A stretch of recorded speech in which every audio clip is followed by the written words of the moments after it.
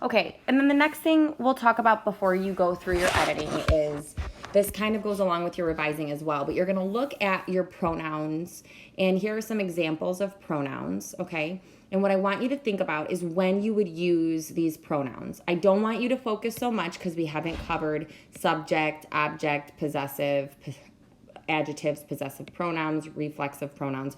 We haven't addressed all these things in addition to here, but what I really want you to focus on is just take a look at this word list here, okay? And when you look inside this word list, what I want you to really consider is, are you using a variety of ways to describe your subject? So you're not going to say the same person's name over and over again. You're going to say he or her or she or they or them. You don't want to repeatedly say he, because your reader is going to become distracted by consistency in using the same word, okay? So I want you to just take a look at these examples of pronouns. When we get back to school, we will really discuss these different types, and I'll explain them in further detail, but just for the purposes of being able to finish this activity without teaching a whole new lesson on pronouns for grammar, you can move on by just looking at this list and looking over. Finally, that takes us to our checklist. So the editing checklist, which I just saw on here, we go. Editing checklist for biographies. Okay, this is going to be something that you are going to have to check off every single time you do it. So you're going to go to capitalization. You're going to look at all your sentences. Do all your sentences begin with a capital letter?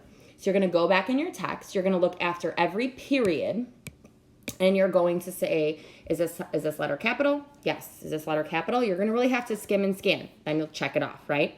Do all your proper nouns begin with a capital letter? Remember, a proper noun is a specific name of a place. So like, for example, Target is a proper noun, okay? It is a... let's see what else. So if you say the mall, it's not a proper noun. But if you were to say Orland Square Mall, naming the mall, that would be a proper noun. So let's see what else. You are considered a proper noun. So if your name is Sarah, okay, you are a proper noun, right? Because you're a specific name. You're an important person, right? Okay. If you were to say the building, that's not a capital letter or a proper noun. So if you were to say the Willis Tower, well, Willis Tower would be a capital letter, right? For each, because those are proper nouns. Okay. You're going to go through and you're going to look at all those. Then you're going to look at spelling. Most of you are good with spelling because you're fortunate enough to have spell check feature on your iPads or your computers or on Google Docs, okay? So you're going to go through and you're just going to double check, make sure there's not any little red lines underneath any words, okay? Are words that have homophones, which are words that sound the same but are spelled differently and have different meanings, used and spelled correctly?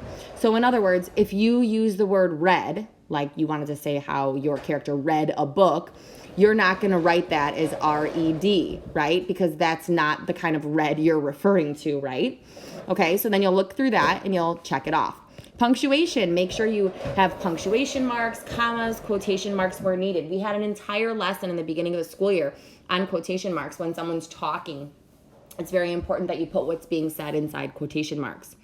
And then finally, we have these other sections, which is verb usage. So do verbs agree with the subject?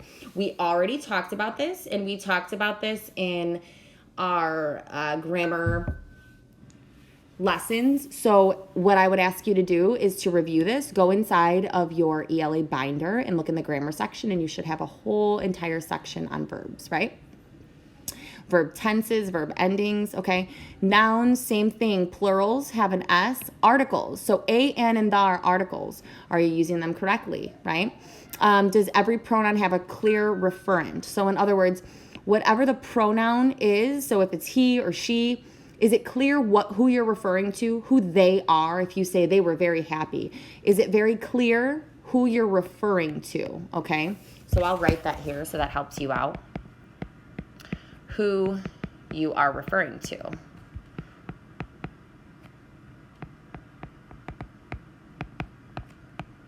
Okay? And then word variety. We want to use different words. We don't want to say the same thing over and over again. It becomes relatively uninteresting, right? We get a little distracted then. Do sentences have a variety of words?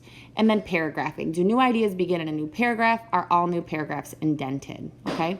So we're going to look at all these things. If you have questions, you are going to send me a message, and we're going to do as much as we can today, and if you can't finish it, then maybe you can work on it later or over the weekend and submit it to me, okay? Great job.